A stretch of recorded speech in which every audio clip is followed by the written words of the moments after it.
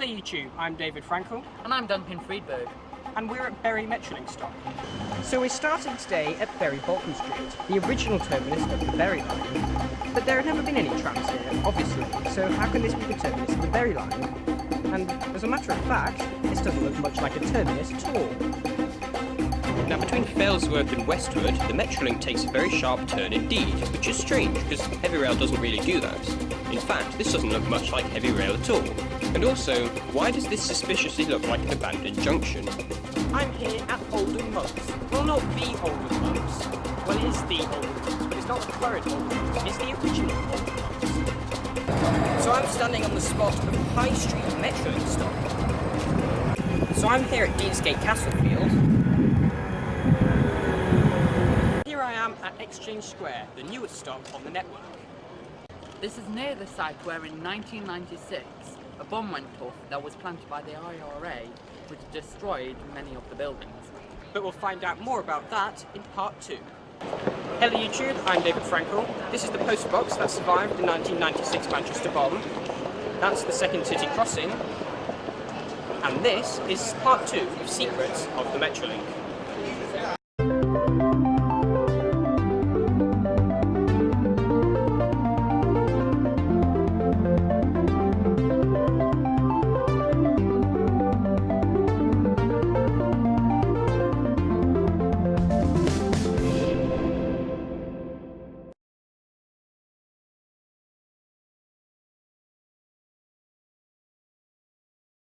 Before we start, here's something I forgot to include in part 1. If you go to Crumpsall stop on the corner of Crumpsall Lane and Station Road, one of the old style Metrolink signs with the old style Metrolink logo is still there. Here I am at Cornbrook, one of the busiest stations on the Metrolink, although very few people actually exit or enter here. It's mostly an interchange stop, and it was actually built in 1999 along with the rest of the Eccles line. The emergency exit wasn't made a full entrance and exit until 2005, meaning for 6 years this was literally only an interchange station. At Cornbrook, you can see the remains of a bay platform which was built to allow trams to terminate from the north. The track was removed in 2009 and a new siding was built just beyond, ironically, to allow trams to terminate from the south instead. Trams from Manchester Airport used to do this until they were extended into the city centre in 2016, and so now there are no trams that terminate at Cornbrook. At Cornbrook, you can see trains on the Manchester Warrington to Liverpool line passing the tram stop, but they don't stop themselves. Trains once did stop here at Cornbrook railway station, but it closed in 1865. Between Cornbrook and Deansgate, the Metrolink runs along the previously abandoned CLC, that's Cheshire Lines Committee, viaduct, which once carried the 4-track Midland Main Line branch into Manchester Central. As you arrive into Deansgate Castlefield, you can see a second viaduct on the left, still abandoned. This is commonly nicknamed the Birdcage Viaduct. So here I am at Pomona, which might just be the least used stop on the entire network. I'll have to check up on that one. Now when they built the Eccles line and they built this stop here at Pomona, they actually included concrete beds for the junction that will be the line to the Trafford Centre. Sadly, since this part of the video was filmed, progress on the Trafford Park line has seen the actual use of these concrete beds for the very purpose they were installed for, meaning that this fun little secret is lost to history. Here we are between Salford Quays and Anchorage. Here are the Metrolink tram lines. And here's another tram line. Okay, so this used to be where two massive cranes were. That's why it's got track, because the cranes could move along. The cranes were left in place during the regeneration of the Manchester Docklands area during the 1990s as a reminder of the area's industrial past. However, they were sadly dismantled in 2013. Okay, so as you can see behind me, there's this really brightly coloured bridge. That's actually an old swing bridge, but it took a railway track that connected this dock here all the way to all the cotton factories in the city centre. It used to swing into the middle so all the massive ships could go by. Except that's not actually where the bridge was. It was actually here, but it was moved to Dock 9 during the regeneration project. That's actually pretty creepy. Here I am at Weast. The Eccles line was constructed in 1999, but long before then there was the old Manchester Corporation tramway around here, and that building over there was an old depot. And just round the corner, there's a little bit of the old track.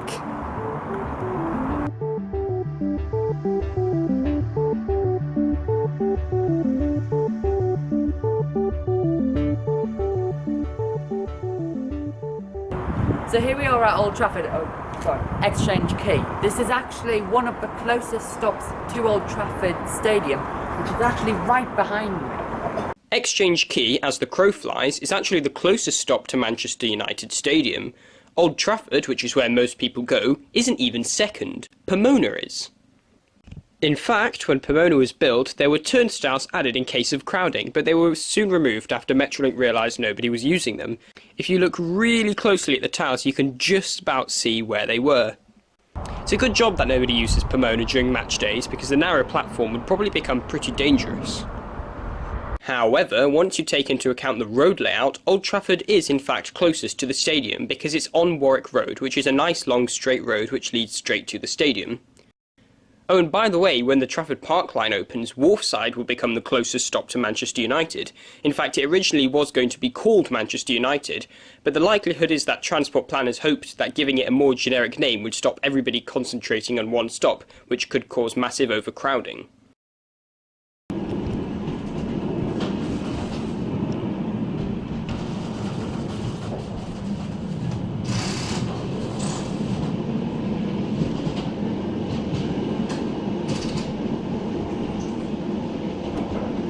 Today's East Didsbury line is built along the former railway line known as the Manchester South District Railway, which closed in 1970.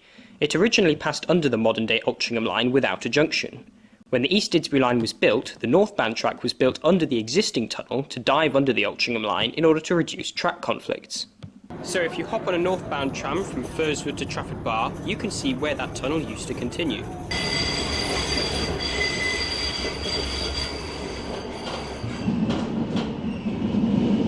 And if you happen to be passing Old Trafford Depot, do keep an eye out for the last few T68s still in the sidings. They won't be there for very much longer.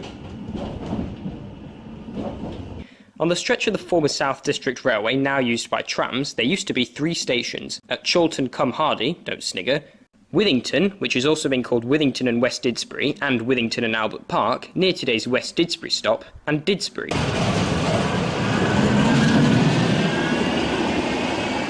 Now here's a fun fact about Chorlton Metrolink stop. You probably already know that it was built on the site of the original Chorlton-cum-Hardy railway station, except it wasn't. The railway station was just a tiny bit this way, and until the Metrolink was built, the former platform was still in place. And actually, I've just found this completely by accident, the remains of the old platform are still there. And there it is.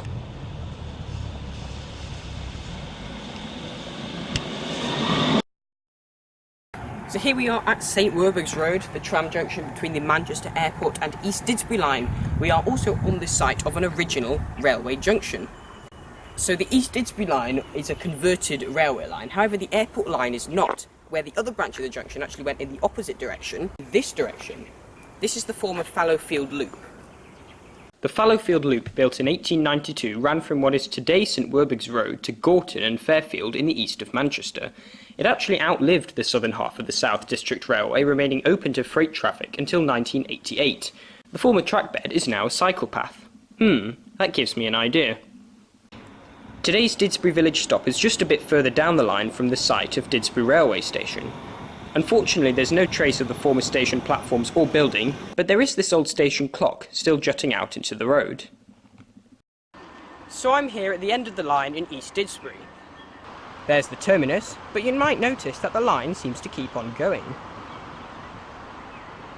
That's because the former South District Railway did not end at East Didsbury. In fact, there wasn't even a station here. The line used to continue to a complex series of junctions around Heaton Mersey and Cheadle Heath. If the line is ever extended to Stockport, it is likely to use the continuation of this line through Heaton Mersey, but that's a video topic for another day. This section of trackbed is currently used by the Transpennine Cycleway, which also runs alongside the tram tracks between Didsbury Village and East Didsbury. The park and ride stop at East Didsbury has many entrances, such as the Kingsway entrance, the Parswood entrance, the car park entrance, and another one towards Heath and Mersey, as well as the continuation of the Transpennine Cycle Trail towards Stockport. The Transpennine Cycle Trail also continues alongside the tram line, and if you follow it, you get to a lesser known entrance. This entrance gives you access to the other side of Kingsway without having to cross the road, making it especially useful when changing between tram and train. And there's another one which goes round the back of Tesco. In fact, this is probably the best one if you're changing between tram and train.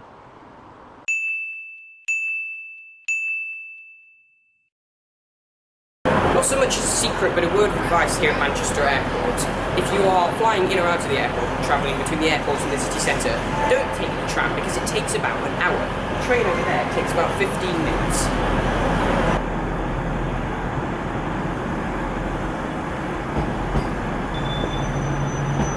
Here we are at Wythenshawe Town Centre. Now this isn't strictly speaking a Metrolink secret, but it's a pretty cool fact anyway. This is the new bus station which opened along with this Metrolink stop actually about a year later in 2015, and just round the corner are the remains of the old bus station.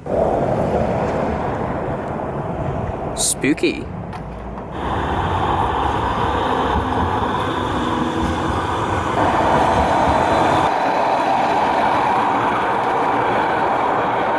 Now this fact requires a little bit of context. In 2008, Metrolink faced a funding crisis as a result of the failure of the planned Manchester congestion charge, and so some of the extensions it had been planning as part of Phase 3 had to be dropped, including the Trafford Park line and the section of the South Manchester line between East Didsbury and Stockport. Another one of the extensions that was cut back as a result of this was the airport loop, which would have provided a faster route between here at Roundthorne and Manchester Airport via Wythenshawe Hospital. And over there you can see space has been left for the line to continue.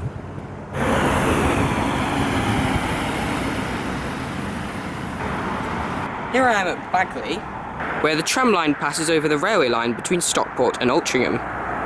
Now, in the original airport line plans, there were plans to include a railway interchange on the line to Bagley.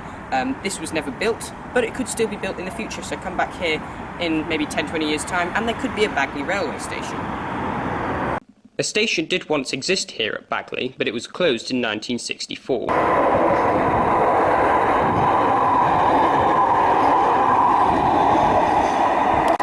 Like the Bury line, the Altrincham line is a converted railway line. It was first opened in 1842, built parallel to the Bridgewater Canal, as part of the Manchester South Junction and Altrincham Railway, known as the MSJ and AR, dubbed at one point as many short journeys and absolute reliability, which is particularly ironic given that the MSJ and AR also included what is today the Castlefield Corridor, including platforms 13 and 14 at Manchester Piccadilly.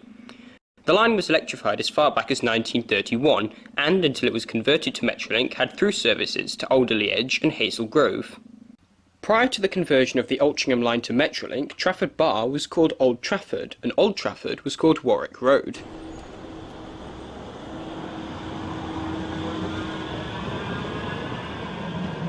So I'm here at Old Trafford, which was rebuilt in 2009 for crowd control purposes. Behind me, you can see the remains of the old northbound platform from before the rebuilding, when the platforms weren't staggered as they are today.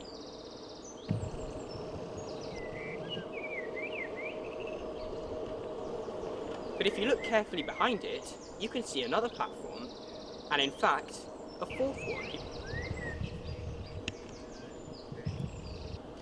In fact, Old Trafford, or Warwick Road as it was once known, was 4 platforms wide until 1963. Another fun fact about Old Trafford is that when it originally opened in 1857, it served the Manchester Arts and Treasures exhibition, basically a huge art festival. My, how things change, eh?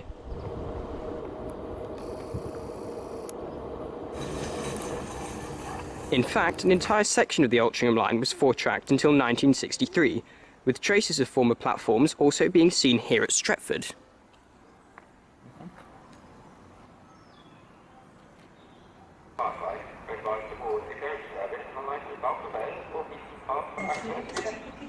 And at Dane Road. By sail it's back down to 2, so there isn't that much to see, but do stop off here anyway because it is just a gorgeous station. Between Timperley and Navigation Road we pass a complex web of junctions known as Skelton Junction, which is now where National Rail services join the Altrincham line from Stockport on what had previously been a freight-only line until the opening of the Metrolink. It is also where two former lines separate off towards the west to Glazebrook and Warrington.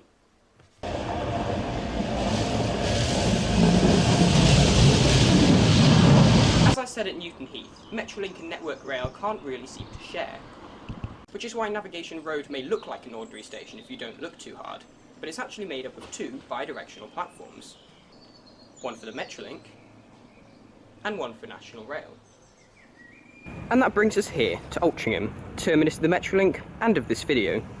The current station first opened in 1881 as Altrincham and Bowden Station, replacing two other stations, Altrincham to the north and Bowden to the south. Altrincham and Bowden was also opened as a four-platform station, which is why the Metrolink buffers don't really look like the station was designed for them to be there. On Moss Lane, you can find a secret entrance into Altrincham interchange. And there's another entrance at Denmark Street.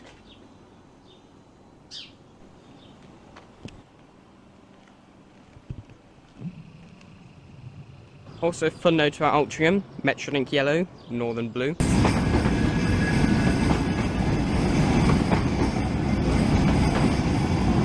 So that was Secrets of the Metrolink. Keep an eye out next time you travel. If you enjoyed this, check out The Secrets of the Underground, a series by Geoff Marshall on Londonist, which was the inspiration for this video. Thank you for watching, and please subscribe.